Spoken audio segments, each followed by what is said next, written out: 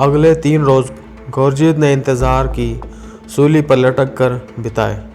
تیسرے روز شام کو اچانک ہی پرمود کا فون آ گیا۔ ابھی تک گورجیت نے اس لیے فون نہیں کیا تھا کہ یہ مودیا نے سوچنے لگے کہ وہ اس سے صرف امریکہ کے ویزے کے لیے ہی دوستی کر رہا ہے۔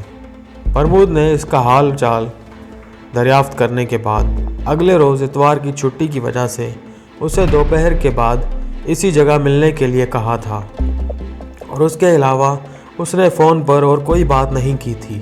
وقت مقررہ پر وہ پہنچ گیا۔ اس مرتبہ پرمود ہوٹل کے باہر ہی اس کا منتظر تھا۔ یار آج کہیں اور چلتے ہیں، اس نے بے تکلفی سے گورجیت کے کندھے دباتے ہوئے کہا۔ کہاں؟ گورجیت نے موٹر سائیکل کی طرف بڑھتے ہوئے پوچھا۔ کہیں بھی چلو، انڈیا گیٹ کی طرف چلیں، ہمیں تو کبھی بھی یہ جگہ دیکھنے کا موقع ملتا ہے۔ جانے اب جا کر پھر بھارت واپس بھی آؤں گا یا نہیں، پرمود نے کہا، اور دونوں گورجیت کی موٹر سائیکل پر انڈیا گیٹ کی طرف چل دیے۔ انڈیا گیٹ پہنچ کر انہوں نے ایک قدرے محفوظ کنج تلاش کر لیا اور چائے کا آرڈر دے کر وہیں بیٹھ گئے۔ آج کل بڑی سختی چل رہی ہے، لیکن ایسی بات نہیں کہ تمہارا کام نہ ہو۔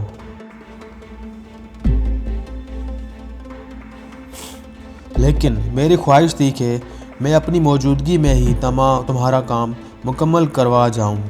تم جب چاہو اگلے 3 ماہ کے دوران امریکہ آ جاؤ۔ پرمود نے اس کی بیوی اور بنٹی سمیت خیریت دریافت کرنے کے بعد کہا۔ کیا مطلب؟ کیا مسئلہ ہے؟ گورجیت کچھ گھبرا سا گیا۔ یار مسئلہ کوئی نہیں، اگر ہم قانونی طریقے سے چلیں تو 1 سے 3 ماہ کا عرصہ لگتا ہے، لیکن اگر تم ذرا ہمت کرو تو اگلے 1-1.5 ماہ میں ہی تمہارا ویزا لگ جائے گا۔ پرمود نے اس کی آنکھوں میں جھانکتے ہوئے کہا۔ وہ کیسے؟ میں تیار ہوں، تم جو بھی کہو میں تیار ہوں۔ اس کی بےتابی دیکھی نہیں جاتی تھی۔ دیکھو گورجیت، یہاں یہ دنیا مطلب کی ہے۔ یہاں کا اصول ہے کہ اس ہاتھ دے اور اس ہاتھ لے۔ میرے باپ کا ایک ملنے والا یہاں امریکن قونصلیٹ میں ویزا افسر لگا ہوا ہے۔ میں نے اس سے تمہارے متعلق بات کی تھی کہ تمہاری باری ذرا جلدی لگوا دے، کیونکہ باقی تمام ضروریات میں پوری کر دوں گا۔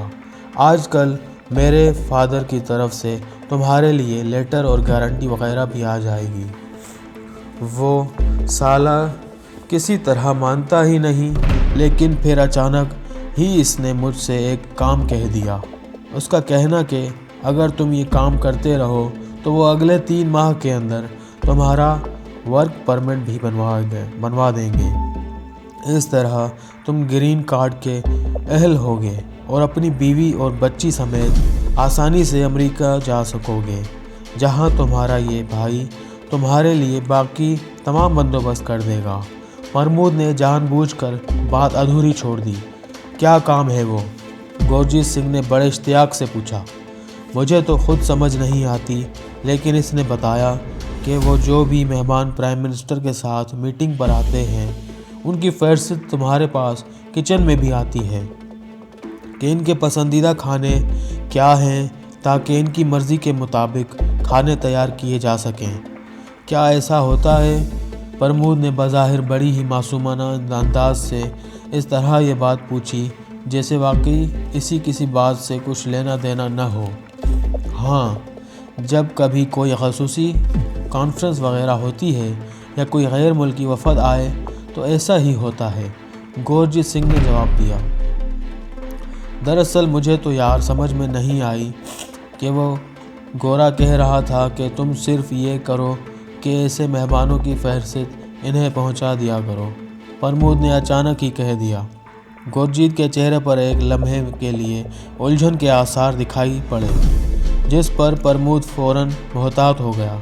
یار دراصل ان صالح صفات کاروں کو یہ بڑا شوق ہوتا ہے کہ جس ملک میں وہ کام کریں وہاں کے بڑے لوگوں سے اچھی طرح آگاہ رہیں کہ آج بھارتی پرائم منسٹر سے کون ملا ہے، کل کون ملا تھا، وغیرہ وغیرہ۔ میرا خیال ہے اس طرح یہ زیادہ باخبر ہو کر اپنی حکومت کے سامنے اپنے نمبر بناتے ہوں گے۔ اور کیا یہ کون سے سارے ملٹری کے کاغذ ہیں جو تم نے چوری کر کے پہنچانے ہیں؟ پرمود نے کہا، اور گورجیت سنگھ نے مان لیا۔ ہاں یار، مجھے کیا بھائی، یہ میں سارے کام دیا کروں گا، گورجیت نے لاپرواہی سے کہا۔ پرمود کو یقین ہو چلا تھا کہ اس کا واسطہ واقعی کسی مکمل گدھے سے پڑا ہے، یا پھر اس نے گورجیت کو واقعی اچھی طرح بیوقوف بنا لیا تھا۔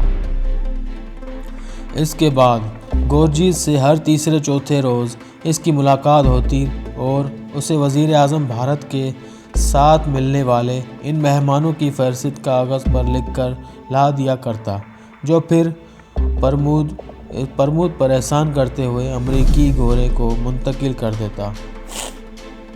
ہر ملاقات پر وہ اسے یہ ضرور بتاتا کہ امریکن اس کے کام میں بہت خوش ہیں۔ 1 ماہ تک یہ سلسلہ جاری رہا۔ اس دوران پرمود نے اسے امریکہ سے گورجیت کے لیے آنے والا اسپانسرشپ لیٹر بھی دکھایا اور اس سے امریکی ویزا فارم بھی بھروا لیے۔ اس کی تصاویر حاصل کر لیں اور تمام تفصیلات بھی اس تک متعلق جان کر گورجیت بھی سمجھتا تھا کہ یہ سب امریکن ویزا کے لیے درکار معلومات ہیں، اور اسے یقین تھا کہ جلد ہی وہ دن آنے والا ہے جب وہ اپنے پریوار سمیت امریکہ میں ہوگا۔ اس دوران ہر ملاقات پر اسے پرمود یہ ضرور سمجھاتا رہا کہ وہ بھی ہرگز کسی کو اپنا ہمراز نہ بنائے، کیونکہ اسے کبھی سیکیورٹی کلیئرنس نہیں ملے گی اور وہ ایک ہی صورت میں امریکہ جا سکتا ہے کہ جب اسے اچانک یہاں سے فرار کروا دیا جائے۔ گورجیت نے اس دوران کبھی اپنے ضمیر پر کوئی بوجھ محسوس نہیں کیا تھا، کیونکہ اس نے اپنی دانست میں بھی کوئی غیر قانونی کام نہیں کیا تھا۔ پرائم منسٹر کے مہمانوں کی فہرست کسی کو دینا اس کے نزدیک کوئی اتنا بڑا جرم نہیں تھا۔ اس روز گورجیت خاصا غصے میں دکھائی دے رہا تھا۔ کیا بات ہے پیارے، آج بڑے گرم نظر آ رہے ہو، پرمود نے اس کے سامنے وسکی کا پیگ رکھتے ہوئے کہا۔ دونوں اس وقت پرمود کے ہوٹل والے کمرے میں بیٹھے تھے جہاں اس نے آج تازہ مہمانوں کی فہرست وصول کی تھی۔ یار بات کیا، وہ سالہ دھن بہادر، وسکی کا گھونٹ حلق میں انڈیلتے ہوئے اس نے ہینڈ باورچی دھن بہادر کو گالیوں سے نواز دیا۔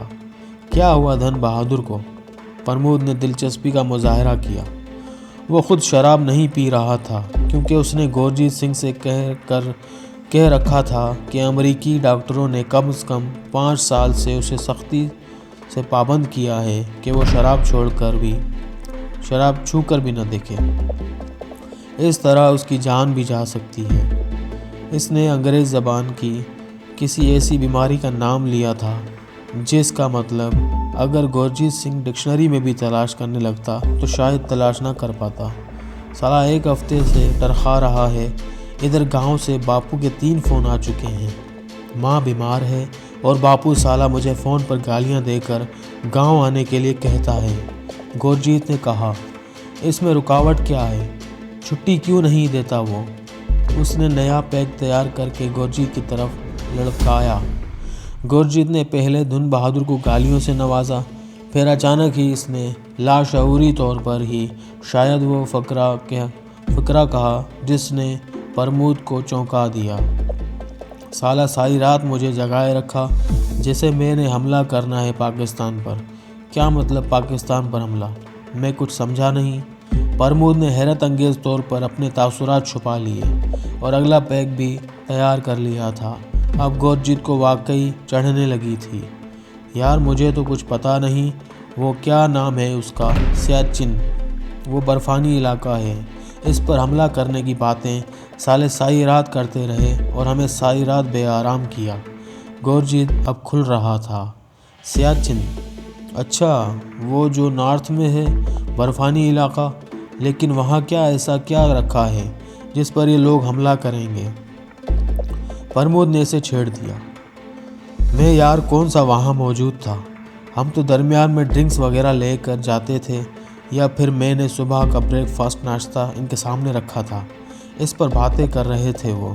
کچھ کہہ رہے تھے یہ پاگل پن ہوگا اور کچھ کہہ رہے تھے ان سالے مسلموں کو سبق سکھانا چاہیے، اب ان کا دماغ درست نہیں ہوا، ادھر پنجاب میں ہیرا پھیری کر رہے ہیں۔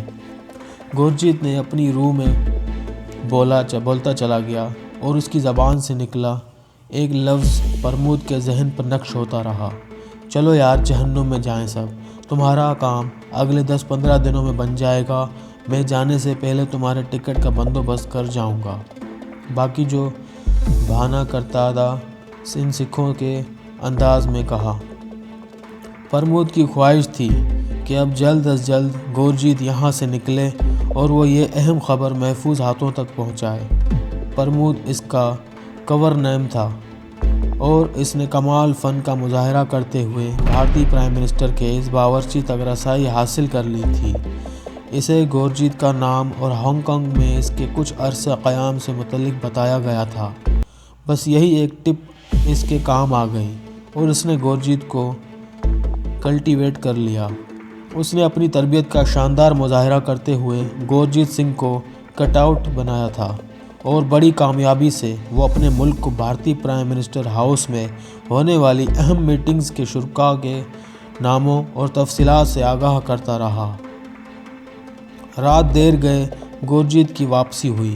اس نے پرمود کو بتایا تھا کہ اسے پرسوں تک ضرور چھٹی مل جائے گی اور وہ 3 روز کے لیے گاؤں جا رہا ہے، اب 4-5 روز بعد ملاقات ہوگی، تب تک تمہارا کام یقیناً بن چکا ہوگا، پرمود نے مسکراتے ہوئے کہا، اور وہ گورجیت کو رخصت کرنے کے لیے ہوٹل کے باہر تک آیا۔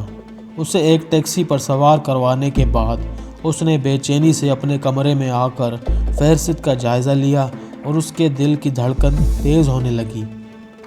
شاید گورجیت کے کچھ زیادہ ہی غصے میں تھا، کیونکہ وہ اپنے معمول کے خلاف آج مہمانوں کی فہرست کی وہ کاپی اٹھا لایا تھا جو کچن میں ان کے پسندیدہ کھانوں کے ساتھ آئی تھی، ورنہ تو وہ اس فہرست کی نقل کسی کاغذ پر اتار کر لایا کرتا تھا۔